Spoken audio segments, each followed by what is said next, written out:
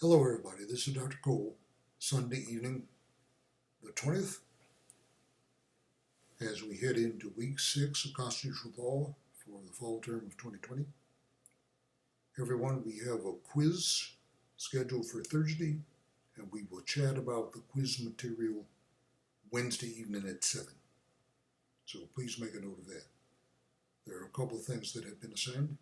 Before I go any further, I should at least discuss briefly the death of Supreme Court Justice Ruth Bader Ginsburg on Friday. Actually, as far as I'm concerned, this is more of a matter of politics than of constitutional law. The constitutional provisions are pretty clear. The president nominates an individual to fill the vacancy, and then it's up to the Senate to decide whether to confirm that nomination or not. This time it would take 50 votes to confirm. If there were a tie, a 50-50 tie, this time the Republicans hold the vice presidency, and Vice President Pence would cast the tie vote. There's no limitation in the Constitution as to when a nomination can be made by the president and considered by the Senate. There is going to be argument made that the president really should hold off and allow whoever wins the presidential election to make the nomination. It appears at this time that Trump is not going to do that he's going to go ahead and make a nomination in the next few days, and they will try to get it through the Senate either before or after the election. Remember, the new president and Congress won't take office until January. So the outgoing president and Congress could meet in a so-called lame duck session after the election and still attempt to push through the confirmation of a new Supreme Court justice. It's going to be argued very vehemently that Trump should hold off, in no small part because of what happened back in 2016, when in February 2016, Justice Scalia died. President Obama made a nomination that was not considered, although President Obama still had about 11 months to serve at that point until January of 2017. Be that as it may, the Republicans appear to feel pretty strongly that their voters want them to make a nomination to put another conservative jurist on the Supreme Court.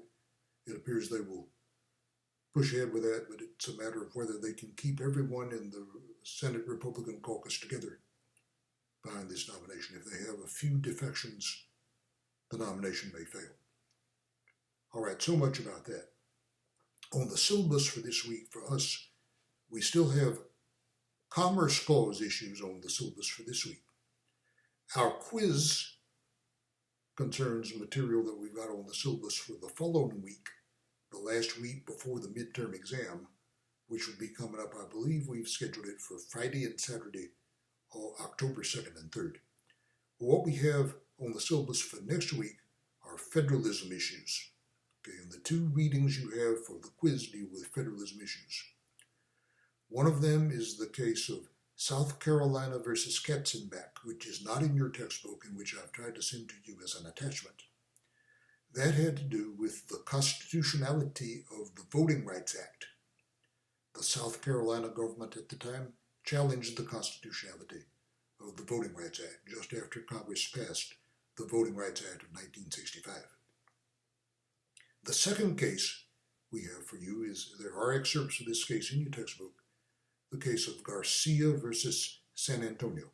Garcia versus the San Antonio Metropolitan Transit Authority. Now what this case deals with is, does the federal government have the power to regulate wages, hours, and working conditions for state and local government employees?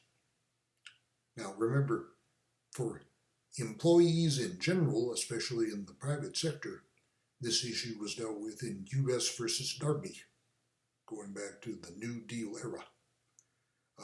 This is something of a separate issue, and what you'll notice is that the Supreme Court took the issue up in two decisions separated by about a decade. You're going to be looking at the second of those two, Garcia versus San Antonio. The issue is, does the federal government have the power to regulate wages, hours, and working conditions for state and local government employees? Okay.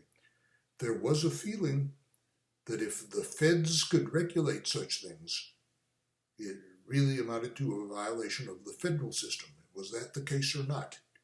That was what the Supreme Court was being asked to consider in Garcia versus San Antonio Metropolitan Transit Authority. So that is one of the two cases we'll be looking at. We will chat about these two cases Wednesday evening at 7, and then we'll have all day Thursday, the following day, to take the quiz. So we will see you in the chat room Wednesday evening. That is Wednesday evening the 23rd, I believe, at 7 p.m. And then all day Thursday the 24th, we will take your quiz number 4 leading up to the midterm exam. So please be taking a look at that material if you have not done so already. And we'll plan on seeing you in the chat room Wednesday evening before we take the quiz on Thursday. Good luck with that and take it easy.